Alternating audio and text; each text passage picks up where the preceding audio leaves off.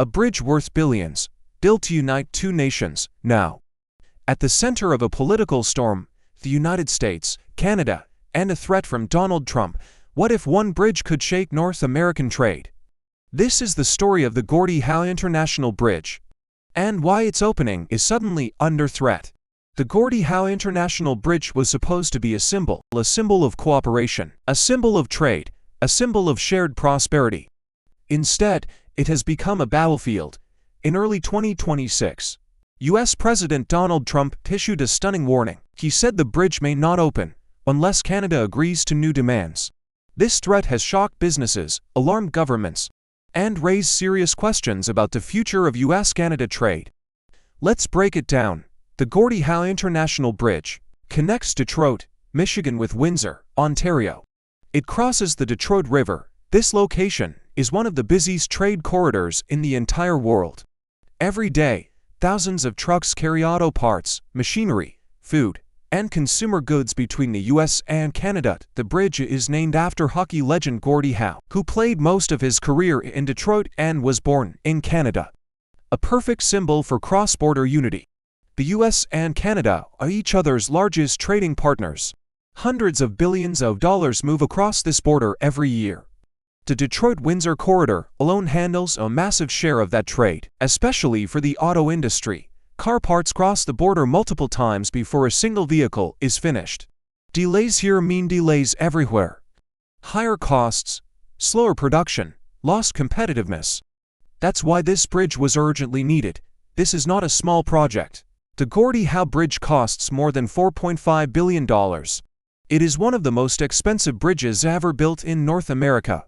It includes 6 traffic lanes, dedicated truck lanes, pedestrian and cycling paths, modern customs facilities. It directly links U.S. Interstate 75 with Canada's Highway 401, 2 economic lifelines.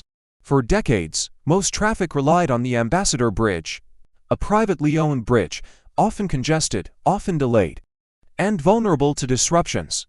One accident, one protest, one shutdown, and trade slows instantly.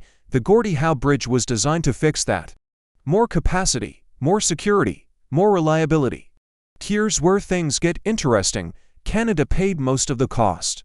The Canadian government stepped in after private financing failed. In return, Canada would recover costs through toll revenue over time. The U.S. agreed to the project. Construction began in 2018. Everything seemed settled. Until now, in February 2026, Donald Trump made headlines. He publicly threatened to block the opening of the Gordie Howe Bridge. His message was clear: no deal, no bridge. Trump argued that the U.S. has been treated unfairly. Canada benefits too much from trade. The U.S. deserves compensation.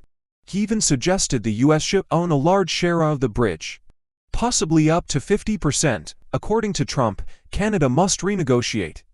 He linked the bridge to broader trade issues, including tariffs on U.S. dairy products, market access for American goods, trade balance concerns. In his view, the bridge is leverage, a pressure tool, a bargaining chip. The bridge was already approved, agreed by both countries. Built under international cooperation, blocking it now raises serious concerns. Can a president stop a completed bridge at the last moment? Can infrastructure be weaponized in trade disputes? Businesses are nervous. Investors are watching closely. Not everyone in the U.S. supports Trump's move. Michigan lawmakers strongly criticize the threat. They argue, this hurts American workers, this raises costs for U.S. companies. This damages Michigan's economy. Detroit depends on trade. Factories depend on speed. Delays mean layoffs. Canadian officials responded with concern.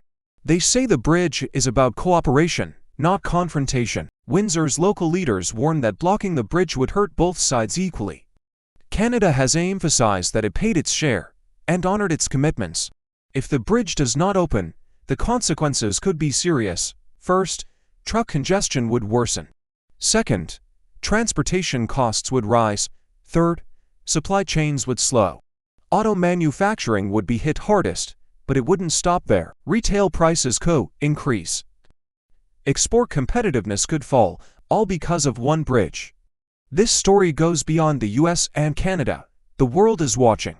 If infrastructure agreements can be challenged politically, it sends a warning signal. To investors, to trading partners, to global markets, stability matters. Predictability matters, and uncertainty comes at a price. Can Trump actually block it? That's still unclear. The bridge is already designated as an official port of entry. Customs facilities are ready. State and federal approvals were granted earlier. Any delay could trigger legal challenges. Courts may get involved. There are a few paths forward. 1. Negotiations happen. A compromise is reached. The bridge opens. 2. Political standoff continues. Opening is delayed.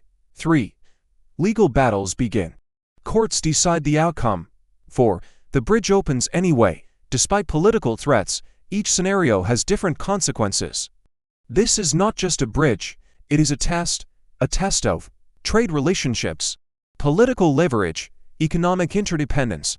The US and Canada have one of the strongest trade ties in the world. This moment will shape trust for years. In today's world, trade is no longer just economics, it is politics, it is power. It is strategy. From tariffs to supply chains to infrastructure, everything is connected.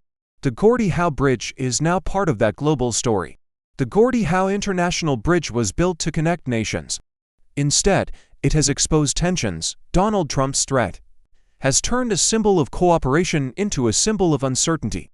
Whether this ends in compromise or conflict, one thing is clear. This bridge matters, not just to Detroit, not just to Windsor, but to the future of North American trade, and the world is watching.